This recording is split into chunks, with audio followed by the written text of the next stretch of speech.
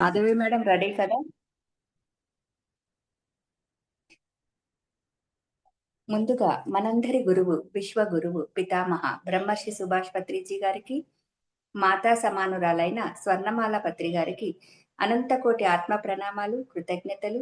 Friends, ప్రతిరోజు ఉదయం TMC Tirumalanatha meditation channel ద్వారా జ్ఞానాన్ని అందుకుంటున్నాము, ధ్యానం చేస్తూ ఉన్నాము.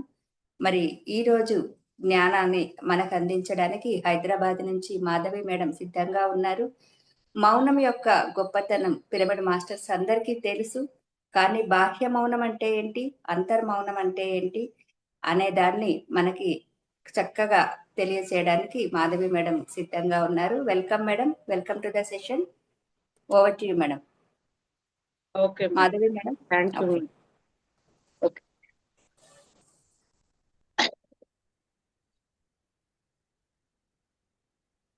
Okay masters.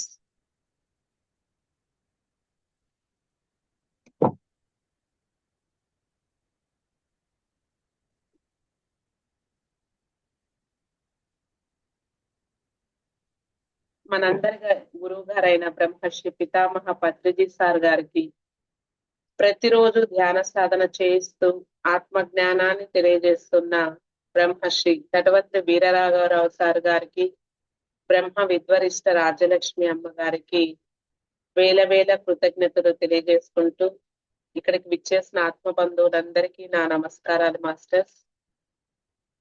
సో ముఖ్యంగా నాకు ఈ జూమ్ సెక్షన్ కండక్ట్ చేసి నాకు ఒక మంచి అవకాశాన్ని ఇచ్చినందుకు శ్వేతా మేడం గారికి, వాసు సార్ గారికి, ప్రతి ఒక్కరికి పేరు పేరున డైరెక్ట్ గా ఇండైరెక్ట్ గా నాకు ఈ అవకాశం ఇచ్చిన ప్రతి ఒక్కరికి నమస్కారాలు మాస్టర్స్. నా పేరు మాధవి, నేను హైదరాబాద్ నుంచి మాట్లాడుతున్నాను. ఈ రోజు నేను చెప్పే టాపిక్ ఏమంటే రాజలక్ష్మి మేడం గారు రాసిన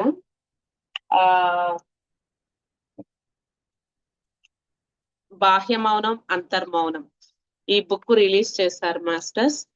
సో దీంట్లో క్లియర్ కట్ గా ఎంత బాగుందంటే అసలు మౌనం గురించి చెప్పనే అవసరం లేదు. మౌనం అంటే బంగారంతో సమానము. మరి అటువంటి ఆ బాహ్య మౌనాన్ని, అంతరంగ మౌనాన్ని పాటిస్తే మనం ధ్యానం ఎలా బాగా ఎదగలుగుతాము అని ఇక్కడ క్లియర్ గా మేడం వివరించారు. సో ఎప్పుడైతే మనం మంచిగా ధ్యానం చేస్తామో, ధ్యానం బాగా పెరిగే కొద్దికి మనలో బుద్ధి వికసించి ఆ జ్ఞానం అనేది వస్తుంది. అంటే ఏది చేయాలి, ఏది చేయకూడదు అనే విషయం మనకు తెలుస్తుంది అనమాట. మేడం ఎక్కువగా ఏం చెప్తారంటే, మీరు ఎక్కడ పొరపాట్లు చేస్తున్నారో అది గాని తెలుసుకోగలిగితే ఆ పొరపాట్లు, ఇప్పుడు ఫర్ ఎగ్జాంపుల్ చూడండి, మనము ట్యాప్ తిప్పేసాము బకెట్ లో, ఆ బకెట్ కిందంతా హోల్స్ ఉన్నాయి. మీరు ఎంతసేపు ట్యాప్ తిప్పినా సో ఆ వాటర్ ఆ హోల్స్ నుంచి పోతూ ఉంటే ఇది ఫుల్ఫిల్ కాదు. అలాగే మనము ఎక్కడంటే అక్కడ ఆహారం తిని ఏవంటే అవి ఆ ధ్యానాలు చేస్తూ ఉంటే సరి అయిన ఆ ధ్యాన స్థితి మనకు రాదనమాట. మనము ఆ జాగ్రత్తలు ఎప్పుడైతే తీసుకుంటామో అప్పుడు మనకు చక్కగా ధ్యానం కుదురుతుంది. మంచిగా ఆ బుద్ధిని వికసించుకొని ఆ జ్ఞానాన్ని పెంచుకుంటాము. ఎందుకు జ్ఞానము అంటే, మనకు ఇక్కడ డబ్బు ఎక్కువగా ఉంటే ఎన్ని సౌకర్యాలు ఎంత విలువో ఈ లోకంలో, పై లోకాల్లో అక్కడ డబ్బుకు విలువ అది ఏమీ లేదు మాస్టర్స్. ఓన్లీ జ్ఞానానికే. నువ్వు ఇక్కడ డబ్బు ఎలా పెంచుకుంటే ఎంత గొప్ప స్థానమో అక్కడ జ్ఞానం పెంచుకుంటే, ఇక్కడ మనం బ్రతుకున్నప్పుడు ఎంత జ్ఞానాన్ని అయితే పెంచుకుంటామో అంత గొప్ప లోకాలకి మనము పోగలుగుతాం. అంతే కదండి. ఇక్కడ మనం ఎక్కువ డబ్బులు ఉండే కొద్దికి ప్యాలెస్ కడతాం, అపార్ట్మెంట్స్ కడతాం. సో అంటే మనీ ఉండే కొద్దికి దాని వెరైటీస్ మారుస్తూ ఉంటాం. అలాగా మనలో జ్ఞానం ఎప్పుడైతే పెరుగుతుందో ఏది చేయాలి ఏది చేయకూడదు అనేది మన విచక్షణకు తెలుస్తుందో ఆ జ్ఞానం పెరిగినప్పుడు మనకు గొప్ప గొప్ప లోకాల్లో మన స్థానం ఉంటుంది. అందుకనే కదా మాస్టర్స్ పైలోకాల నుంచి భూలోకానికి వచ్చింది దేనికి అంటే, సో ఆ మామూలుగా మనం ఏం చేస్తామంటే ఈ ఈ కోరికగానే ఎందుకు కలుగుతుందంటే, మనం బాడీ వెకేట్ చేసిన తర్వాత పైలోకాలకు వెళ్ళినప్పుడు అక్కడ గొప్ప గొప్ప లోకాలను చూసి యోగుల్ని మునుల్ని అడగతామన్నమాట.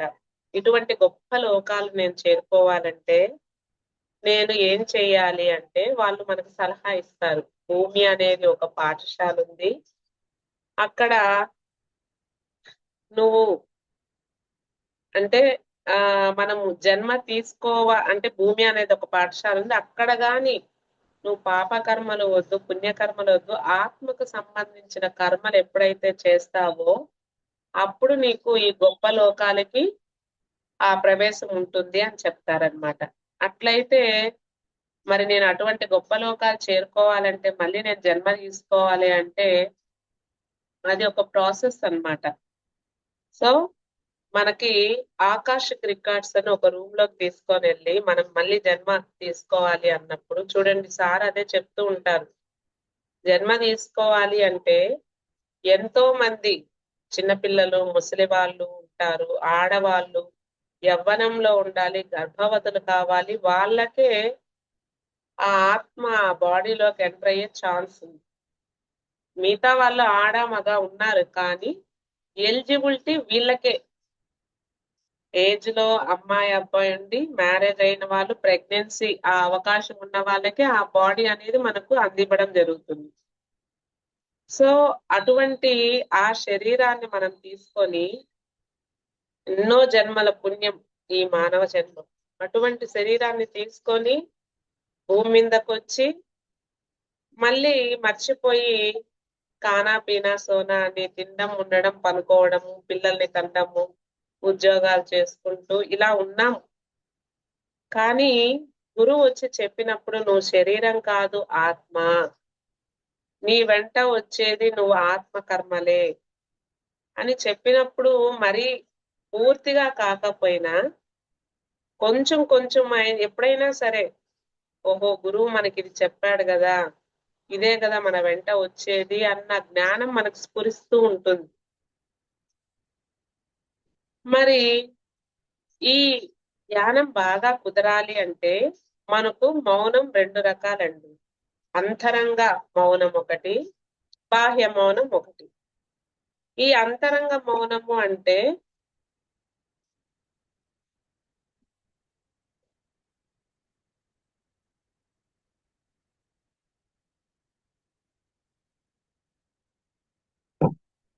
మనసు శూన్యం కావడమే అంతరంగ మౌనం.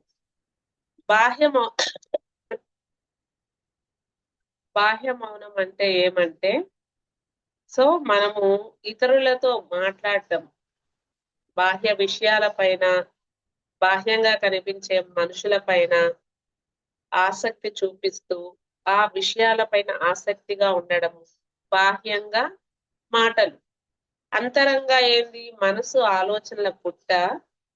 దాన్ని ఇప్పుడు మన కాన్సెప్ట్ ఏమంటే, ఈ బాహ్యంగా మౌనంగా ఉండి అంతరంగా మౌనంగా ఉంటే ఈ 2 సెట్ అయినాయి అనుకోండి. ఇప్పుడు ఫర్ ఎగ్జాంపుల్ కుండ చేస్తూ ఉంటాడు కుమ్మరి, లోపల బయట తడుతూ ఉంటే ఆ కుండ ఒక షేప్ లోకి వస్తుంది. అలాగా మనం కూడా బాహ్యంగా మాటలన్నీ ఉంటాయండి, వీళ్ళేంది వాళ్ళేంది, వాళ్ళ విషయాలు వీళ్ళ విషయాలు అని. ఎప్పుడైతే ఈ విషయాలన్నీ మనం వింటామో, సో ఈ చెప్పినప్పుడు మన మైండ్ లోకి అవన్నీ విషయాలన్నీ ఎక్కిపోతాయి. ఎక్కిపోయినప్పుడు ఏమవుతుంది అంటే మనం ధ్యానంలో కూర్చున్నప్పుడు ఆ ఆలోచనలే మనకు గుర్తొస్తూ ఉంటాయి. అదా ఒక సైడ్ అయితే, ఇంకొక సైడు మన మనసు ధ్యానంలో కూర్చున్నప్పుడు ఏవేవో ఆలోచనలు వస్తూ ఉంటాయండి. ఆ ఆలోచనలను మనము ఎప్పుడైతే శ్వాస మీద ధ్యాస పెట్టి ధ్యానం చేస్తామో ఆలోచనలు మనకు మెల్లమెల్లగా తగ్గి ఆలోచన రహిత స్థితికి వచ్చినప్పుడు అస్సలు శ్వాస తీసుకుంటున్నామా లేదా అని కూడా తెలియదండి. అంటే అది ఒక రకంగా చెప్పాలంటే ఆనంద స్థితి. సార్ మనకి ఎప్పుడు చెప్తూ ఉంటాడు, మీరు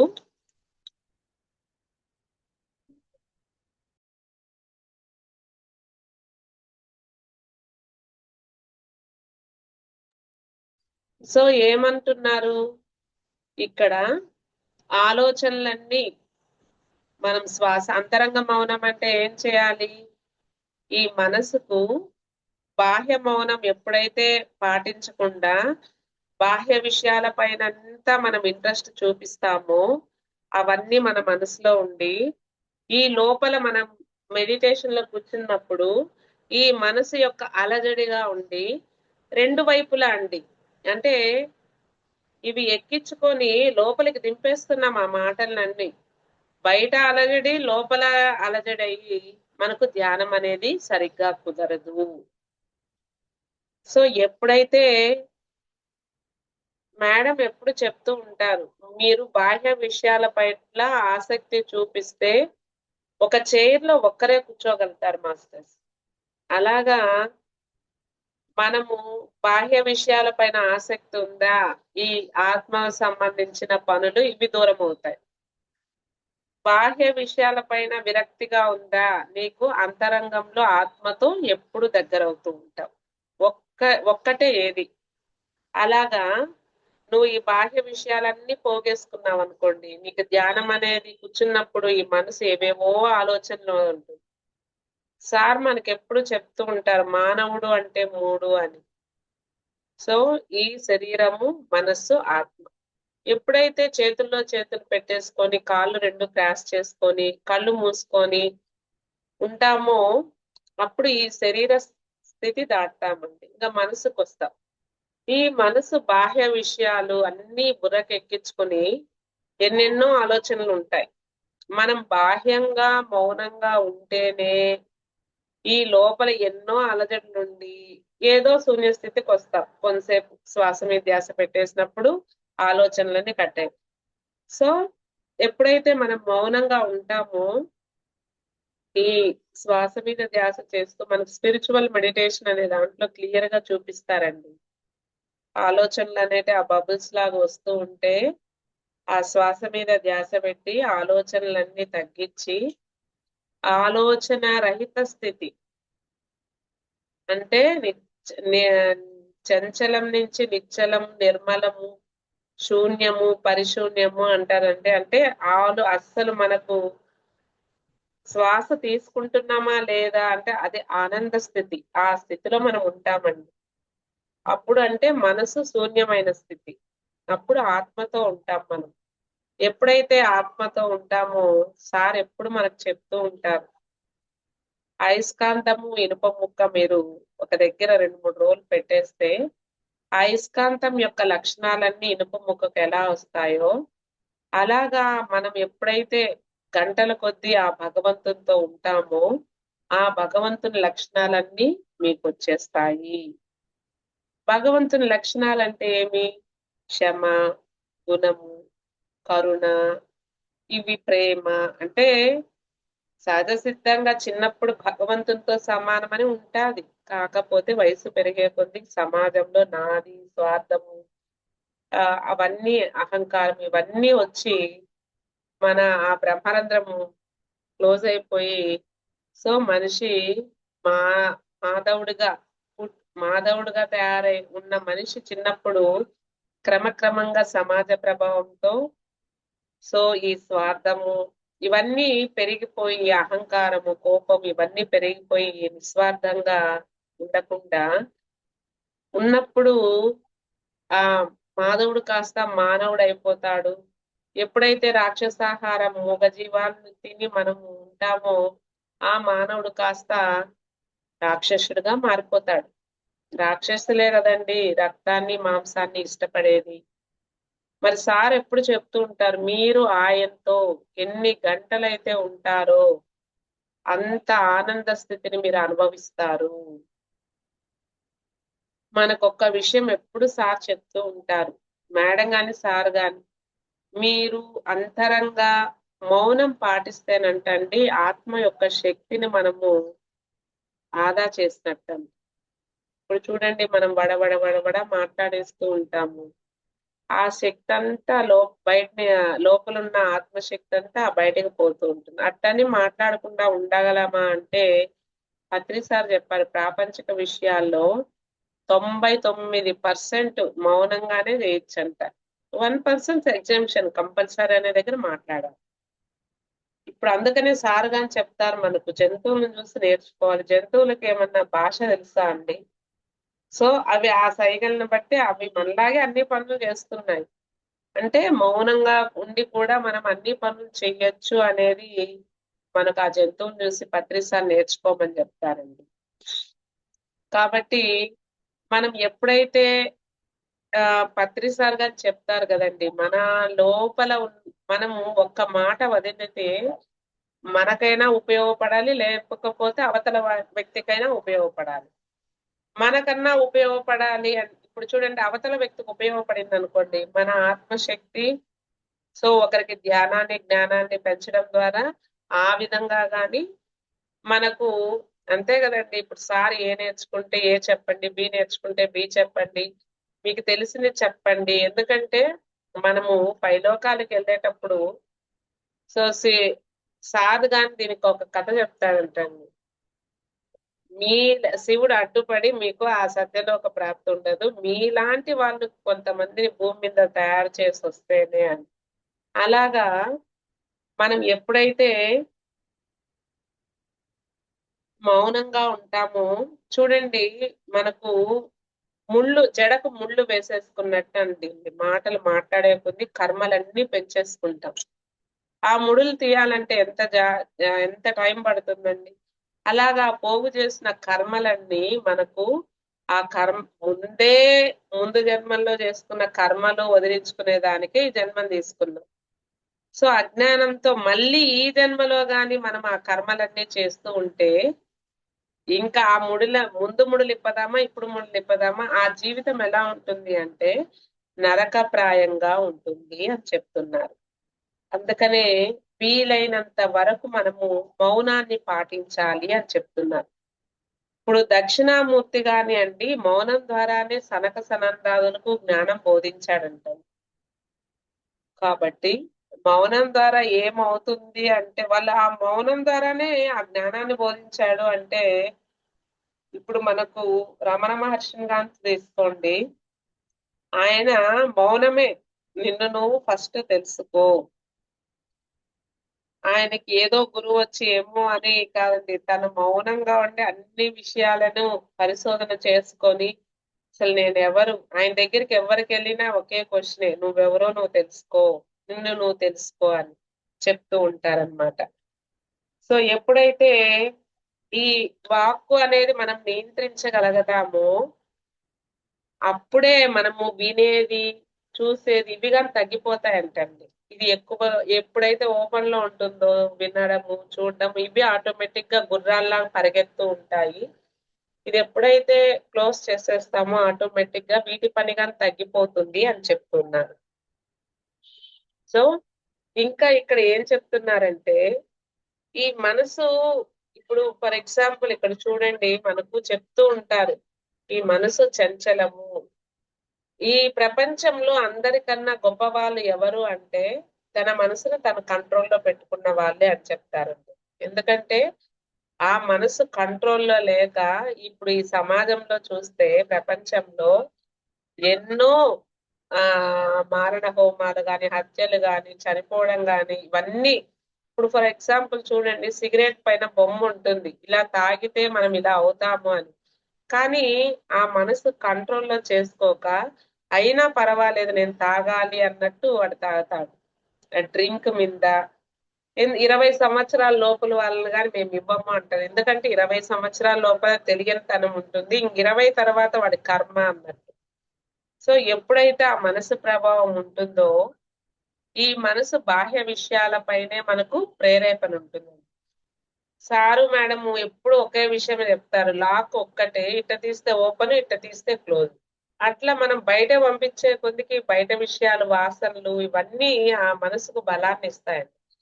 లోపలికి వెళ్ళే కొద్దికి మనం ధ్యానం చేసే కొద్దికి ఆ మనసు యొక్క ప్రభావం తగ్గి, ఎందుకంటే పరమాత్మతో ఉన్నప్పుడు దాని ఎఫెక్ట్, ఇప్పుడు కుక్క ఉందండి, ఓనర్స్ తెలిసిన కుక్క మన బంధువుల్ని ఏమి చెయ్యదు. అదే ఓనర్స్ తెలియని కుక్క చీల్చి చెండాడేస్తుంది. మనసుగాని అంతే అండి. ఎప్పుడైతే భగవంతునితో మనం ఉంటామో ఆ మనసు ప్రభావం మనకేమీ ఉండదండి. భగవంతునితో ఎప్పుడు ఉండమో, ఈ బాహ్య విషయాలపైన ఉంటామో ఆ మనసు యొక్క ప్రభావం ఉంటుంది.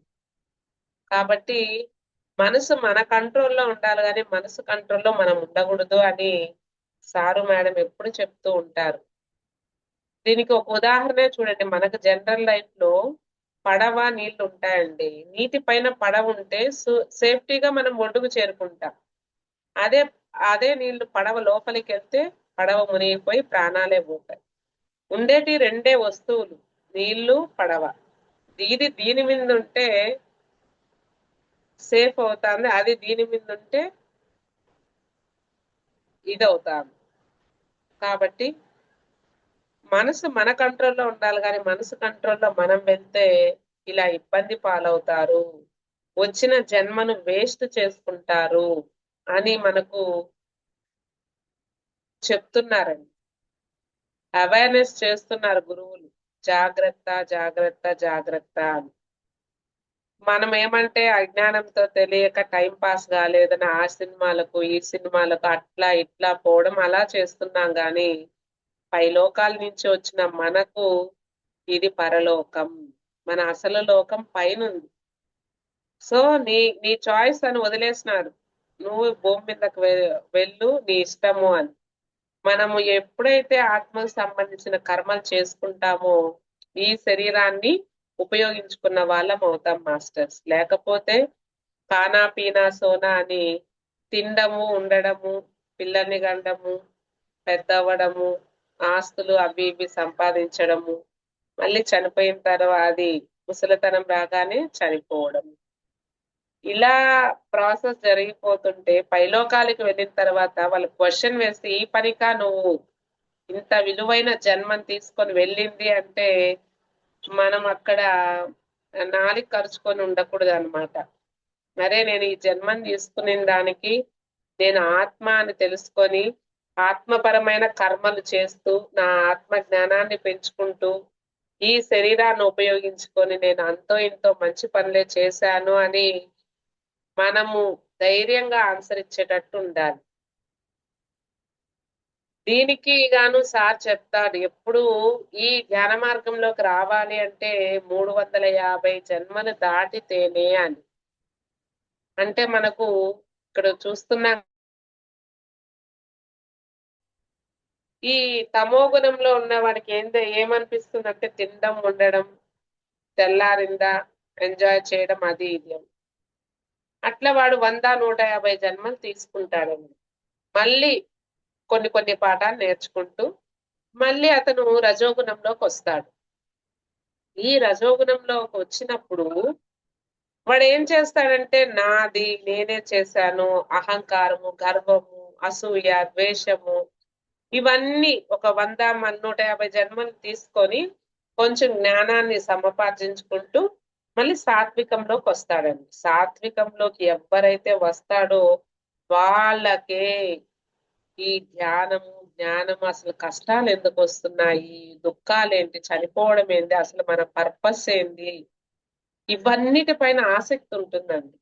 ఇప్పుడు మన ఇంట్లోనే మనకు చూస్తే కొందరు, ఇప్పుడు మనం చూడండి ఎవరికైనా ధ్యానం చెప్తాము, వాళ్ళు ఏం చేస్తారంటే ధ్యానం పైన ఆసక్తిగా కొంతమంది ఉంటారు. కొంతమంది ఏంటండి, మన ఇంట్లోనే ఇప్పుడు మా అక్క మాంసాహారం తింటుంది, ధ్యానం మేము వింటా అన్నా, మేము ఎక్కడికన్నా పోతా అన్నా మా మీద గయ్యని వేసుకుంటుంది, మీకేం పని లేదా, పాట లేదా, అది ఇది అని.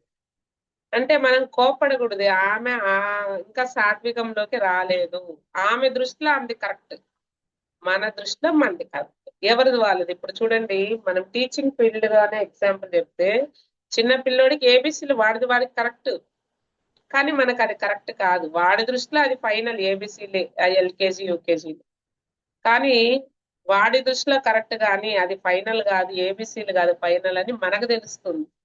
అలాగా వాళ్ళు రజోగుణం తమో గుణంలో ఉన్న వాళ్ళకి కరెక్ట్ అది, కానీ అది కరెక్ట్ కాదని మనకు తెలుస్తుంది. ఎవరికి? మనము అంటే సాత్వికంలోకి వచ్చిన తర్వాత వాడు ఎంతో ఆతృత పడుతూ ఉంటారు. అసలు ఎవరు వీటన్నిటికీ నాకు ఆన్సర్ ఇచ్చేది? అసలు జననం అంటే ఏమి, మరణం అంటే ఏంది, అసలు నేను ఎందుకు భూమి మీదకి వచ్చాను, ఈ చనిపోవడం అంటే ఏంది, చనిపోయిన వాళ్ళంతా ఎక్కడికి వెళ్తున్నారు, అసలు ఈ బాధలు కష్టాలు ఎందుకు వస్తున్నాయి, ఇవన్నీ వాడు స్టడీ చేయాలని ఆ తపన ఏర్పడుతుంది. ఎప్పుడైతే సాత్వికంలోకి వచ్చాడో ఆ భగవంతుడు మెచ్చి, వీటన్నిటికీ ఆన్సర్ ఇచ్చేదానికి ఒక మనిషి అంటూ ఉండాలి కదా. భగవంతుడు ఏంది? నిరాకారుడు, ఆయనకి రూపం నామం ఏమీ లేదు. అని మనకు ఈ మానవ జన్మ ఎత్తిన తర్వాత ఒక మనిషి అంటూ ఆ శిష్యుడు అడిగే క్వశ్చన్స్ కి ఆన్సర్ ఇస్తూ తను ఆత్మోన్నతి పరంగా ముందుకు తీసుకెళ్ళడానికి ఒక గురువు కావాలి. ఆ భగవంతుడు, ఓహో, వీడు మన మార్గంలోకి రావడానికి, ఈ ఆన్సర్లన్నీ చెప్పడానికి ఒక గురువును మనకు ప్రసాదిస్తాడండి. ఏదో ఒక విధంగా, ఒక పాంప్లెట్ రూపంలోనో, లేకపోతే ఎవరైనా ఇలా క్లాస్ కండక్ట్ చేసినా ఏదో ఒక రూపంగా టచ్ అవుతారు వాళ్ళకు, వాళ్ళ హార్ట్ కి వాళ్ళకు. సో అప్పుడు వీరు ఏదైతే తపనతో ఈ క్వశ్చన్స్ అన్ని వాళ్ళు ఉన్నాయో అవన్నీ అడిగి ఆ గురువు చెప్పే సమాధానం విని తృప్తి పడి, అరే నేను వెతుకుతున్నది నా కాళ్ళకు చిక్కింది, అంటే నేను దేనికైతే ఇన్ని తపన పడుతున్నానో దానికి ఆన్సర్ చెప్పే గురువు నా చెంత ఉన్నాడు, నాకు ఆ భగవంతుడు ప్రసాదించాడు. మళ్ళీ ఈ గురువు ఒకటే చెప్తాడు, నాయన ఇవే చెప్తాడు, దారిలో నడవలసింది నువ్వు, శ్వాస మీద ధ్యాస పెట్టండి, మ్యూజిక్ కానీ ఏమీ వద్దు. మ్యూజిక్ పెడితే మనసు పనిచేస్తానే ఉంటుంది, మనసు పనిచేస్తే ఒక అయస్కాంతానికి ఇనప ముక్కకు మధ్యలో అట్ట ముక్క పెట్టినట్టు దాని పవర్స్ ఏం రావు అని. కానీ అజ్ఞానంలో ఉన్న కొంతమంది ఏం చేస్తారు, అరే పత్రిసారే పెట్టారు కదా మ్యూజిక్ అని ఆ వేలో వెళ్ళే వాళ్ళు కొంతమంది అరే సార్ పత్రిసార్ గాని ఎందుకు పెట్టమన్నారు అని ఆ రీజన్ అన్ని చెప్తున్నారు, ఇది చేసి చూద్దామని రాఘవరావు సార్, రాజలక్ష్మి మేడం క్లాసులు వినడం గాని, ఆ జూమ్ సెక్షన్ లో పాల్గొనడం గాని కొన్ని రోజులు అయిన తర్వాత వాళ్ళకే తెలుస్తుంది, అరే ఏది రిజల్ట్ మనకుంది అని. రాఘవరావు సార్ ఎప్పుడు చెప్తూ ఉంటారు, ధ్యానము అంటే మనం ఏదో సాధించేసినామని కాదు, మన ప్రవర్తనలోని మార్పే అని. అరే ముందు నేను అలా తొందర పడుతూ ఉన్నాను, టెన్షన్ పడుతూ ఉన్నాను, మరి ఇప్పుడు ఆ తొందర టెన్షన్ ఏమీ లేదు, ప్రశాంతంగా ఉంది, ఎవరి నిర్ణయం ప్రకారం వాళ్ళు నిర్ణయించుకునేది అవుతుంది అని వీడు ఏ దానికి తొందర పడడు. సార్ గాని ఇప్పుడు ఈ మధ్య చెప్తున్నాడు, ఆత్మజ్ఞాని ఏ దానికి తొందరపడు, చనిపోయిన వాడు ఆ పుట్టుక చావు రెండింటిని ఒకేలాగా స్వీకరిస్తాడు అని. అంటే నేను మెయిన్ ఏం చెప్పదలుచుకున్నానంటే, మనం వచ్చింది బయలోకాల నుంచి భూలోకానికి సాధన కోసం. కానీ మనము అంటే టీవీలో అయినా ఫైట్స్ గీట్స్ ఏమి లేక మామూలుగా ఉంటే అంత అనిపించదు. కాబట్టి ఒక భార్య పిల్లలు సంసారం ఇవన్నీ ఉంటే పాటలు సాంగ్స్ ఫైట్స్ ఇవన్నీ ఉంటే రొమాన్స్ ఇవన్నీ ఉంటే సినిమా చూడముచ్చటగా ఉంటుంది. అలాగా మనం ఇవంతా ఉంటూ ఒక కుటుంబంలో ఉన్న కర్మలు తగ్గించుకునే దానికి మానవ జన్మని తీసుకొని వచ్చి అజ్ఞానంతో లేని కర్మలు ముళ్ళేసుకొని పోగేసుకొని అసలు మనం వచ్చిన పర్పస్ మర్చిపోయి జన్మను వృధా చేసుకుంటున్నాము.